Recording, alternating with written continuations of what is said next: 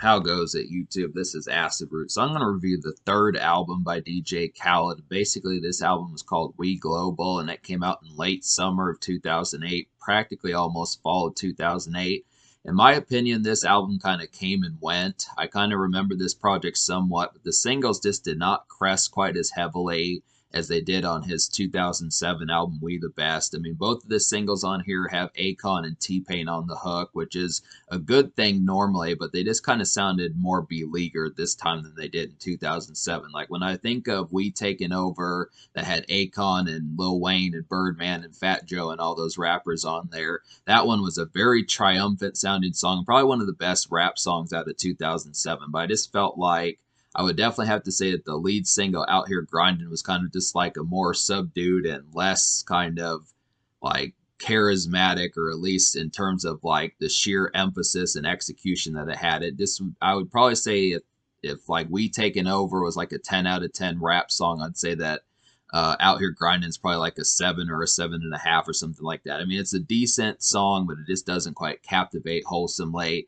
But I do feel like the other single, which was Go Hard with Kanye West and T-Pain. This one, T-Pain did a better job just because T-Pain was more on fire in 2008. That was definitely one of his years, but it didn't compare, I would still say, to like I'm So Hood, where if I feel like I'm So Hood, which was another 10 out of 10 song from 2007, I'd probably say that Go Hard is probably like an 8.5. I mean, it competes with it, but it's not like it doesn't quite rival it. I mean, you can clearly see that I'm the Hood outdoes Go Hard in that context. That is kind of thing. But they both, for some reason, Akon and T-Pain just were kind of more beleaguered this time. The rappers on the songs and the productions are pretty solid, but that's just kind of the concept. So I just feel like this album really came and went. Just had two brief singles. It's kind of a compact album. Had the budget behind it. Had like some good folks on here, like Missy Elliott's on here, Pitbull's on here, Blood Raw, one of Jeezy's buddies, is on here. Lil Boozy's on here. So there are some folks that don't commonly show up on DJ Khaled albums that just felt like they kind of got lost in translation a lot of the times.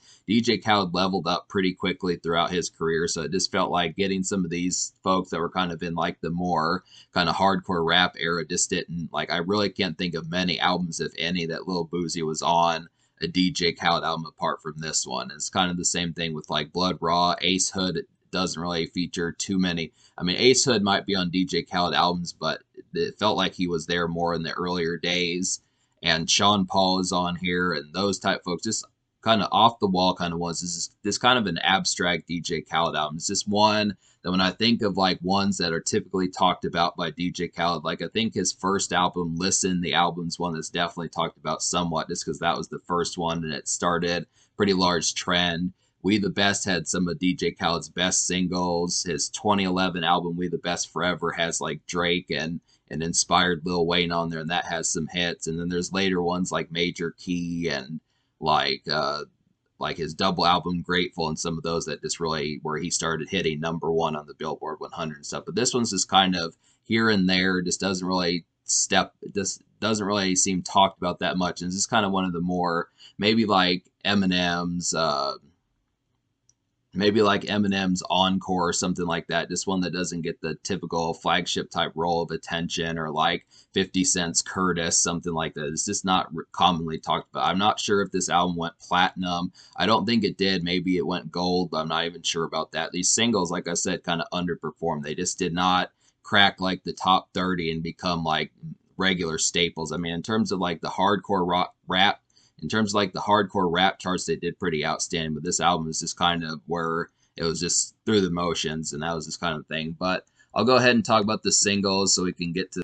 I'll go ahead and get to talking about the singles so we can get on that. So Out Here Grinding is a pretty nice summer song. Definitely reminds me of like a late summer jam. This one's not quite as peppy, just throughout like May, June, July, like We Taking Over one. This one just like the We Taking Over song. This one just kind of feels more of like a late summer, just kind of on the grind, less kind of like emphasis in terms of like the impact of it. But I do think it's just a nice, I feel like this is a nice gem somewhat, but it's not one of DJ Khaled's flagship songs. I just feel like it's this kind of more lackadaisical and a lot more commonplace DJ Khaled more so than the fury that he had last time, because he just had something more to prove, or this one's just a little bit more where the knife feels a little bit more blunted this time. Akon just does not deliver quite as stellar a hook, and normally Akon was like a crown prince or a king of doing these type hooks. He did them throughout 2005, 6, and 7. I guess by 2008 he was starting to get kind of a little bit worn out. He kind of started to taper off of doing hooks on albums after about 2008, 2009, but this is not one. This is probably not in like Akon's top 10 or even top 20 of his best hooks. That's this kind of thing. And as a result, this song kind of takes somewhat of a toll. I mean, even though the rappers are good, I think they needed that Akon hook to really connect. But this is a nice, good late summer jam, has that good energy about it as far as just kind of being a captivating type one that kind of inspires and has some hustle in it. This is definitely a hustle song. And I like the context of just getting one that, like the title says, just being out here grinding and that type of stuff as far as trying to make things happen and get some money and get goals accomplished in some of those type moments. So it accomplishes its goal of being a hustle song, but it's just not quite the sheer radio smash that it probably needed to be. But it is a decent little motivational song. And on a side note, there's a good chunk of songs on here that do kind of have like some of that motivational vibe. This one's a little bit more of like a hustle album than the previous one, where this one's kind of about getting up, getting out, and making it happen, and some of those type moments as far as getting on your grind and setting forth and some of that. And this is kind of the concept about it. Like the second single is just like that, Out Here Grinding and Go Hard, which Go Hard, talk about Go Hard, which is just basically a Kanye West solo song with T-Pain on the hook. This one's definitely like a very starry-eyed cityscaping tune. This one's not quite a club song, and Out Here Grinding wasn't much of a club song either. That one was more of a summer song, but this one's just kind of like a starry, going through the city type tune, just being out and about on the town, just very outdoorsy, at least in the cityscape, and just kind of like a promo type song. Maybe you're dressed to impress, that type of stuff, but just kind of one that has that emphasis of putting forth like some degree of like polish and effort towards it, and just being a little bit more like concentrated as far as that kind of goes. These are just songs that kind of inspire like spirit and that type of stuff. I look at the concept. It's not like that's like a wholesome problem, but the better songs are just where they kind of have more relaxation type vibes, where I feel like I'm So Hood was just a more kind of boppish, kind of recreational kind of tune, but it really feels like these are like a little bit more of like inspiring kind of serious brow kind of tunes as far as that kind of goes. But it is a good concept. I mean, T-Pain, like I said, this is about an 8.5 out of 10 hook. It's a good hook from T-Pain. It's not one of his absolute best, like when you think of Bartender or Buy You a Drink, or like Can't Believe It with Lil Wayne, or some of those type ones, but it is a decent one. This is definitely another stock victory for T-Pain. It's just not a wholesome entire one. But yeah, this is just a nice promo song and just an overall kind of starry night out as far as that's kind of concerned. Just a good song to kind of be recreational somewhat, but still have the seriousness of not slacking in that sort of sense, if you get that concept. So, but basically, out of 13 songs, I wound up recommending to you 7. So I kind of feel like, I didn't mention this, but I kind of feel like Out Here Grinding's more of an almost song. But I'll go ahead and talk about the 7 songs I recommend and then the 2 almost songs. The 7 songs I recommend are Go Hard, She's Fine, Go Ahead, I'm On, Defend Dade, We Global, and Bullet. And then the 2 almost songs are Out Here Grinding and Fuck the Other Side. So I talked about Out Here Grinding, but the reason why Fuck the Other Side is kind of an almost song is on Spotify, at least, the explicit version. I think they messed it up by making Fuck the Other Side still be the clean version on the Spotify version. So I don't know if you were to go out and purchase this song or this album on CD, the explicit version, if the song Fuck the Other Side would still be the clean version. But if that's the case, then I don't really like this song as much, just because, you know, it's kind of, I don't see the point in having a song called Fuck the Other Side where there's just only going to be a clean version. So it just doesn't make sense for that to kind of happen. They should have just omitted it from the album. But I kind of look after it. It is a nice club bop. It's just a definitely kind of eerie and kind of looming kind of club bop that's different from the typical stuff that Trick Daddy kind of does. And I want to say he brought like his buddies, the Dunk Riders. I don't know them that well, but Trick Daddy was still kind of had a decent presence in like the late 2000s. He was starting to get kind of somewhat burnt out, but he did make it to about 2008, 2009. So this is just a good kind of looming club song. But that's the only reason why it's an almost song. I would recommend it if I knew for certain that there wasn't just a clean version of it.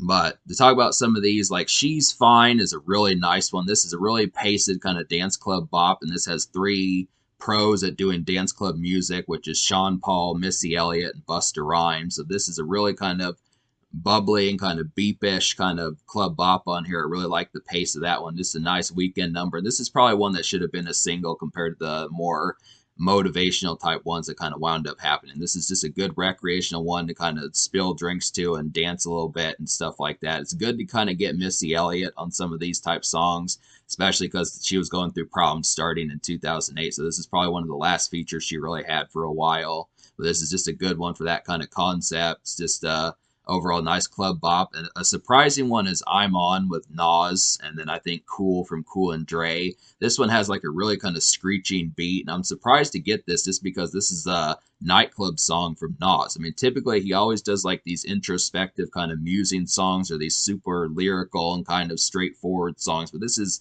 pretty much a highlight to get Nas on something contemporary and something kind of outgoing where Nas might be maybe dressed up, looking pretty fresh and that type of stuff, but still being able to step out and pull him some groupies and that sort of moment. So it's good to kind of get that sort of concept. Definite hit for Nas. This is the sort of song I'd like him to have on his albums way more. Just even if it's not like 5 or 6 songs designated to it, at least three, two, three, something like that to kind of have on this. This is a good example of a good conceptualized Nas song that this is a good example of a Nas song that has a lot of contemporary bite towards it. So that's definitely a nice one.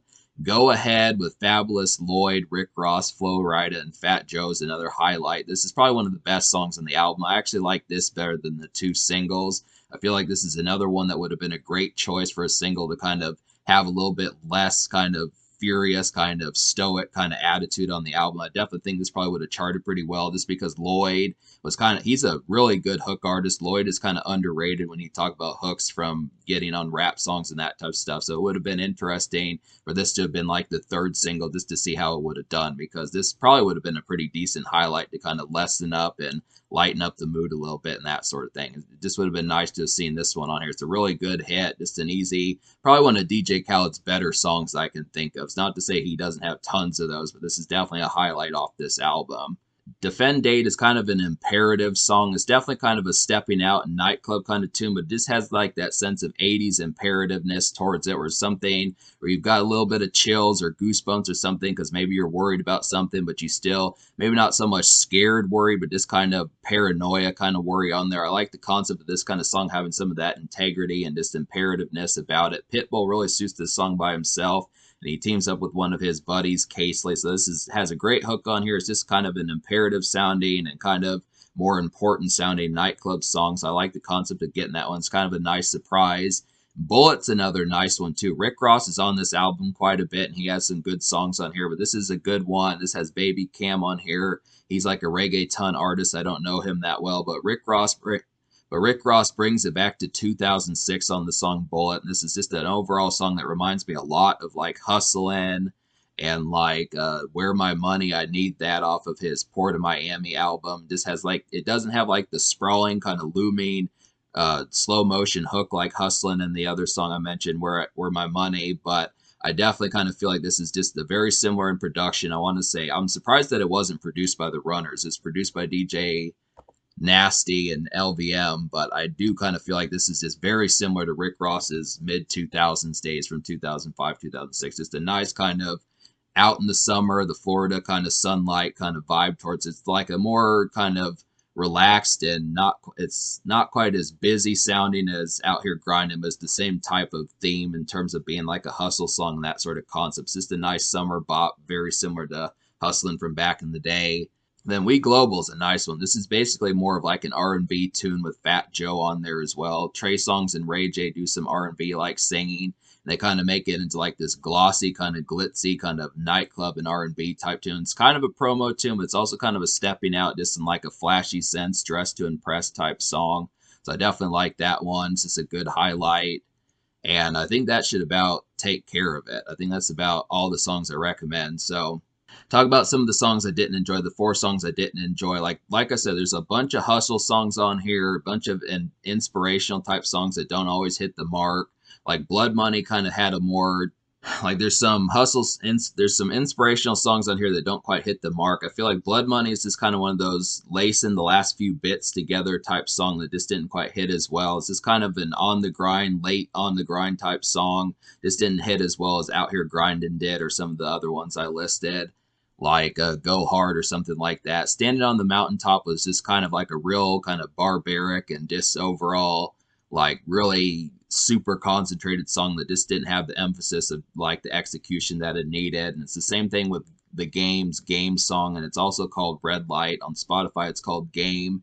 But I just kind of look at this one, it just was a really kind of supposed to be focused and just lyrical kind of song, but the production just didn't add up enough to really create that hustle kind of feel. I just wonder why there was so much. It's not to say it's like a bad thing entirely, but I kind of, yeah, I just didn't get, I didn't catch quite as much inspiration from Red Light by the Game. It just didn't quite have as much emphasis. It's supposed to be focused, and I did feel like Game was a pretty potent lyricist, but I didn't quite see the production as quite as thrilling for me this time. And then Final Warning's another song like that. These are just a bunch of songs. This had probably too many rappers on here. I think maybe 4 or 5 should probably be about the limit, but they're just for way more than there needed to be. It was just kind of like a more, yeah, Final Warning was just like a worse version of Out Here Grinding. It's the same kind of template, but it just didn't quite pull it off as well. The production was just kind of messy, and there just were too many rappers on the song and that type stuff. So, yeah, for the most part, it just boils down to some of these hustle songs that just were a little bit hammy in terms of the execution of how hard they were trying to get you to concentrate on here. And then on top of that, like, it just kind of some productions that just didn't quite make the hustle mentality of some of these compelling. But that's only 4 songs out of 13, or yeah, 4 songs basically. So me wanting to score this album, me liking at least 7 songs out of 13 plus 2 almost songs, which one of which if there's an explicit version of this song, I'd probably say that it would actually be 8 out of 13. But I just would look after it, me liking 8.5 out of 13. I would just have to say 7.5, 8.5 out of 13, depending upon how it goes.